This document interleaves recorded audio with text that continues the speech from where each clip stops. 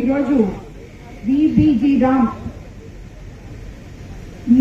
రామ్జీ ప్రారంభోత్సవం రామనపాలెం పంచాయతీకి విచ్చేసిన తెలుగుదేశం పార్టీ నాయకులు, బీజేపీ నాయకులు, జన సైనికులకి, అలాగే ఇక్కడికి విచ్చేసిన గ్రామస్తులకి,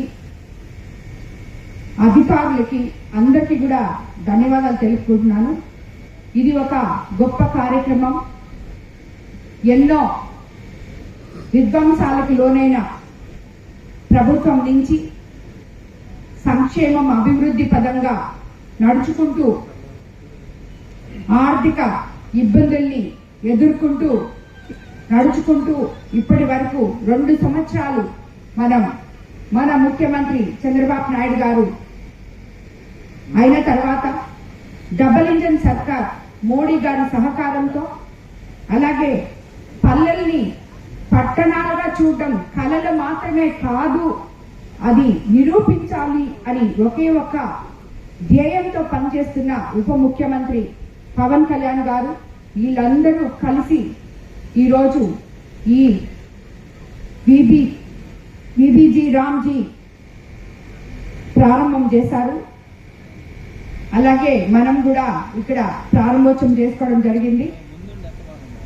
దీనికి ముఖ్యమంత్రి నారా చంద్రబాబు నాయుడు గారు నాయకత్వం, ప్రధానమంత్రి నరేంద్ర మోడీ గారి సహకారం 2 కలిసిన కారణంగానే ఈరోజు మనం ఇది ఇక్కడ ప్రారంభోత్సవం చేసుకోగలుగుతున్నాం. అలాగే ఇప్పుడు మరోసారి ఆంధ్రప్రదేశ్ కు ప్రాధాన్యత లభించింది.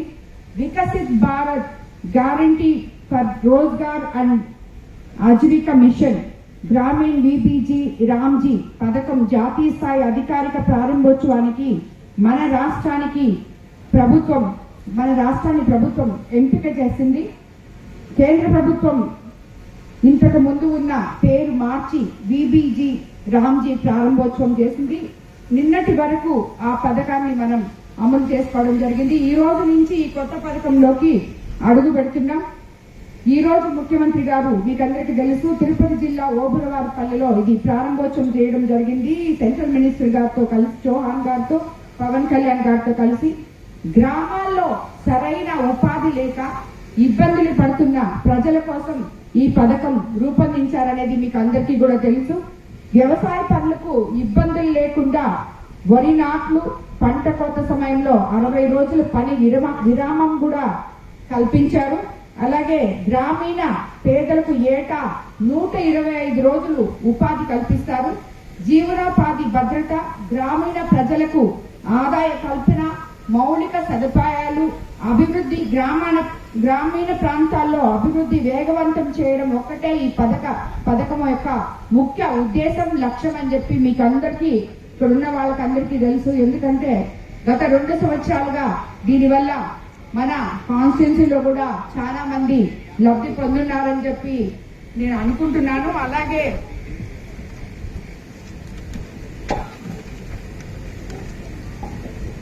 ఆంధ్రప్రదేశ్ లో కార్మికులకు రోజుకు 312 రూపాయల వేతనాన్ని కేంద్ర ప్రభుత్వం నిర్ణయించింది. ఇంతకు ముందు అందించే వేతనాన్ని 5 రూపాయలు పెంచడం జరిగింది. అలాగే కొత్త గ్రామీణ రోజ్గార్ గ్యారంటీ కార్డులు జారీ అయ్యే వరకు ప్రస్తుతం ఉన్న ఈకేవైసీ జాబ్ కార్డులే చెల్లుబాటులో ఉంటాయని మీరందరూ కూడా గుర్తుపెట్టుకోవాలి. ప్రజలు ఎలాంటి ఆందోళన చెందాల్సిన అవసరం లేదు.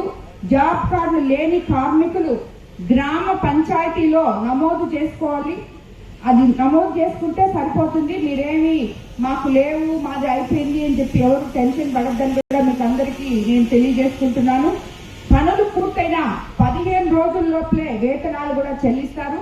అలాగే ప్రభుత్వం నుంచి నిధుల విడుదల ఆలస్యం కావడం మినహా 15 రోజులు దాటితే ఆలస్యమైన ప్రతి రోజుకు పరిహారం కూడా చెల్లిస్తారు.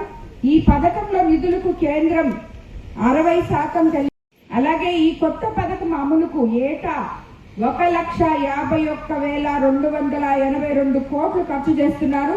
ఇందులో కేంద్ర ప్రభుత్వం వాటా 95,692 కోట్లు, రాష్ట్రం మొత్తం వాటా 55,590 కోట్లు. గత ఏడాదితో పోలిస్తే కేంద్ర ప్రభుత్వం ఈ ఏడాది అదనంగా 17,000 కోట్లు ఖర్చు చేస్తుంది. అలాగే మండలాల వారీగా మన కోవూరు నియోజకవర్గం చూస్తే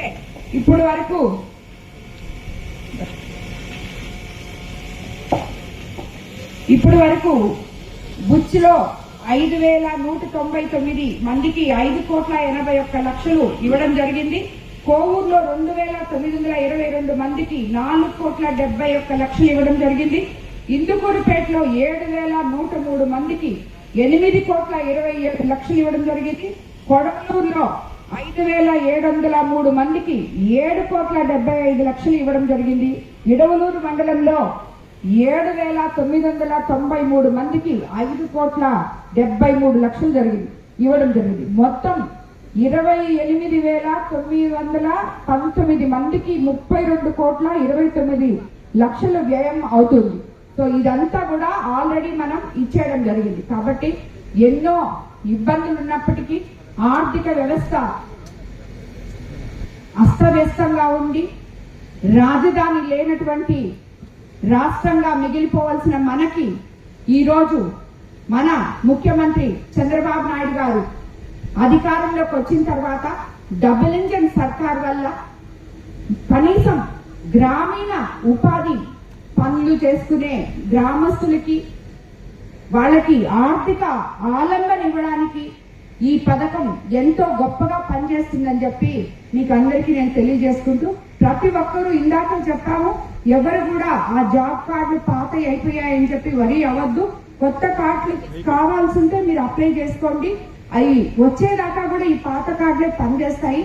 ఇటువంటి ఏమైనా ఉంటే కూడా ఇక్కడ ఉన్న ఈ కార్మికులు ఎవరైనా ఇబ్బంది పడకుండా అధికారులు కూడా వాళ్ళకి తగు విధంగా అవగాహన కల్పించాలని చెప్పి, ఎందుకంటే ఇది ఇమీడియట్ గా మారింది కాబట్టి, కొత్త పథకంగా వచ్చింది కాబట్టి మీరు వాళ్ళని ఎడ్యుకేట్ చేసి వాళ్ళు ఎక్కడ కూడా ఈ ఉపాధి హామీ పథకాలు పనులు చేసే వాళ్ళు ఎవరు ఇబ్బంది పడకుండా వాళ్ళు మీరు ఎక్స్ప్లెయిన్ చేసి చెప్పాలని కూడా నేను అధికారులను కోరుకుంటూ, ఈ రోజు మనం ఇంత చక్కటి కార్యక్రమాన్ని గ్రామీణ ప్రజల కోసం ప్రవేశపెట్టిన మన ముఖ్యమంత్రికి మన కోవూరు కాన్స్టిట్యున్సీ నుంచి ధన్యవాదాలు తెలుపుకుంటున్నాను.